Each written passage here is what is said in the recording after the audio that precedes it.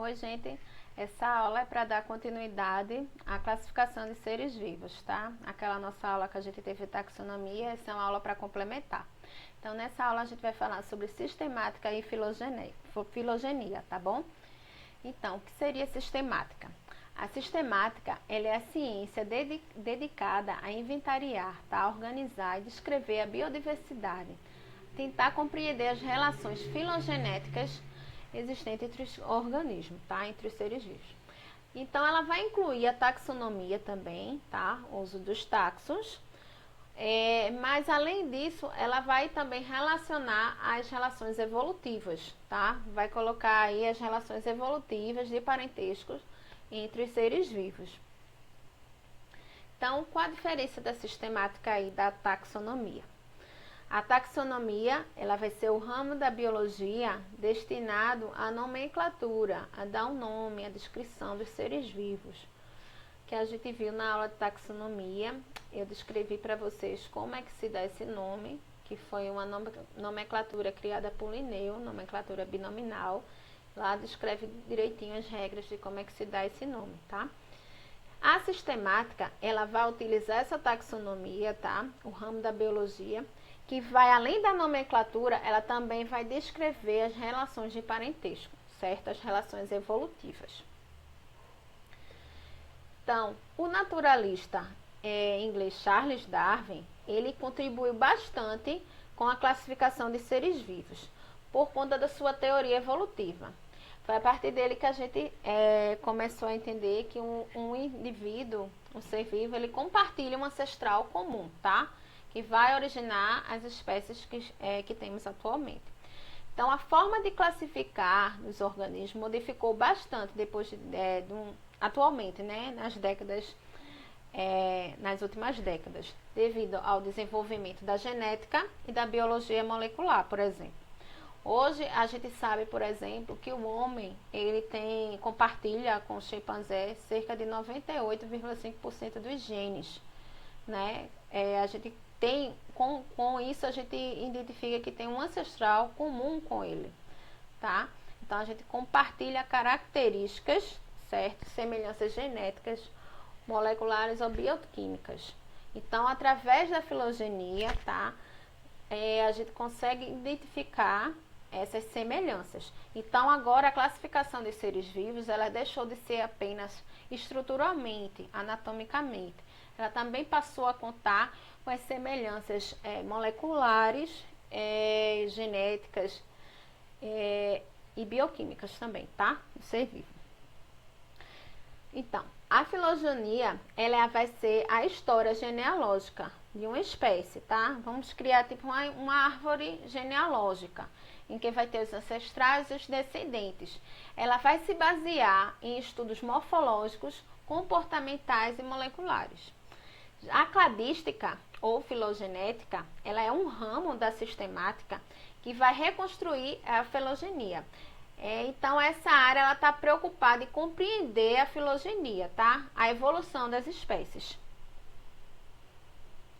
Então, eu vou tentar aqui explicar a vocês como funciona um cladograma, tá? Tem muitas questões que vocês vão ver essas figurinhas aí, vão ficar sem entender como é que significa, como é que eu vou entender quem é parente de quem. Então, para vocês tentarem entender aqui, eu vou explicar a vocês o que seria um cladograma e como é que ele funciona. Então, o cladograma, eles são semelhantes a árvores filogenéticas, tá? Eles vão apresentar relações de parentesco. Os grupos de espécies que vão descender de um ancestral comum, eles são chamados de monofiléticos, tá? E os que possuem ancestrais de origem diferente, né, são polifiléticos. Um cladograma, ele é composto de raiz, como tá aqui, tá apontado na setinha, raiz, o ramo e o nó, certo? Essa raiz, ela vai ser, gente, um ancestral comum, certo? Esse ramozinho aqui significa uma característica evolutiva, tá? Que apareceu. E o nó é um ancestral comum, tá? É o que tem uma característica comum, certo? Então, os cladogramas, a raiz vai representar um provável grupo ou espécie ancestral, certo? Que vai dar origem a esses outros. O nó é o ponto de onde vai partir as ramificações, certos ramos. Esses ramos são as características evolutivas, tá? Que emergiu e formou outro grupo. Então, os ramos, eles são as linhas do cladograma e vão conduzir a mais de um grupo terminal, tá? Os grupos de seres vivos que vão compor esses terminais dos cladogramas. Então, esse exemplo que está aí é um exemplo do cladograma do reino animal. Mas eu vou explicar a vocês como funciona o cladograma dos filhos do reino animal. Espero que vocês entendam o que quer dizer, tá bom? Então, esse aí é o exemplo. Aqui é a raiz, tá? Onde está em vermelhinho, certo? É um grupo ancestral comum que deu origem aos filhos do reino animal. Então, esse nozinho aqui, que está representado pela bolinha, tá? É um grupo de ancestral comum, tá? Um grupo de indivíduos comuns. Então, os primeiros indivíduos aqui são os poríferos, certo? Então, a partir dos poríferos surgiu o primeiro grupo, certo? E nesse primeiro grupo, ele não tinha, né, tecido nem órgão especializado, certo? A partir desse primeiro grupo, certo? Aí nesse 1 aqui, esse númerozinho, essa bolinha 1, ela tá indicando, ela pode ser indicada com tracinho ou uma bolinha no cladograma, ela tá indicando que vai ter uma característica evolutiva nova, certo? Então, vai se formar um novo grupo, um novo filo. Então, a característica nova aí, a novidade evolutiva que surgiu, foram os tecidos especializados. Então, os poríferos, eles são animais simples, primitivos, que não possuem tecidos.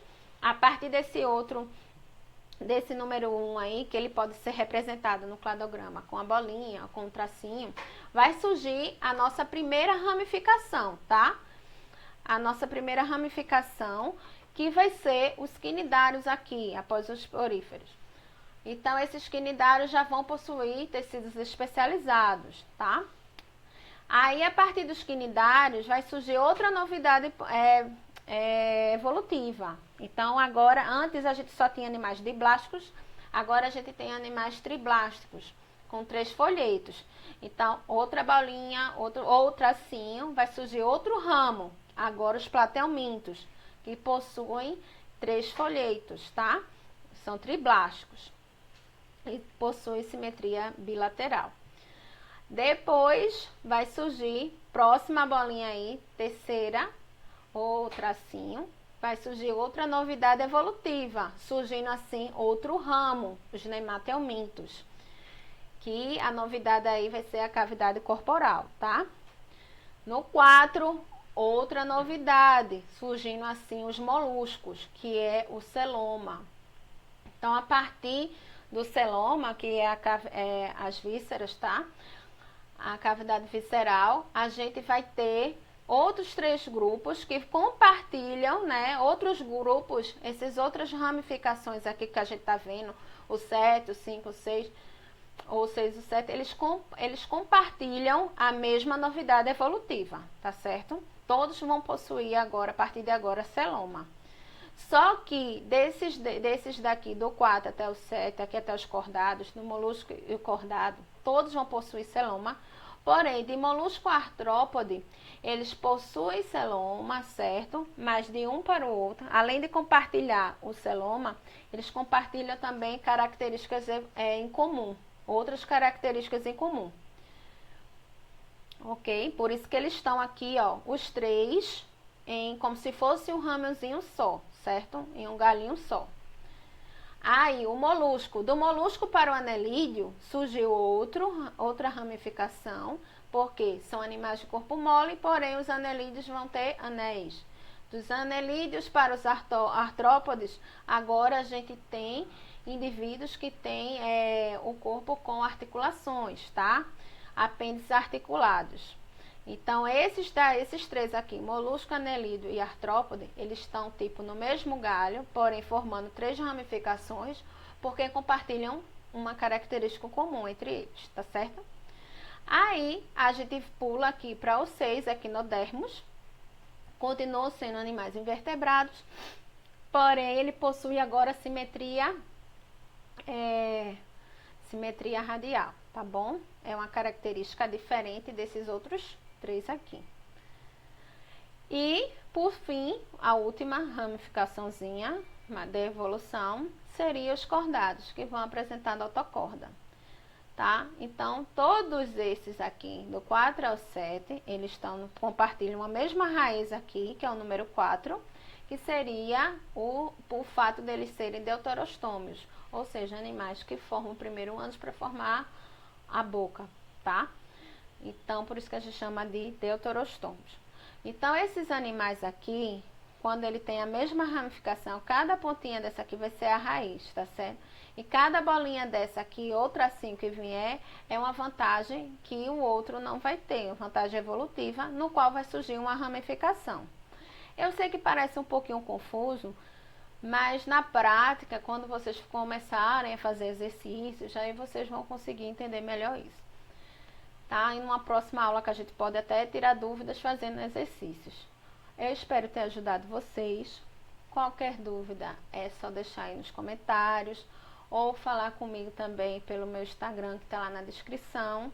Se gostaram da aula, dê um likezinho, tá bom? Obrigado pelo apoio e até a próxima aula, gente.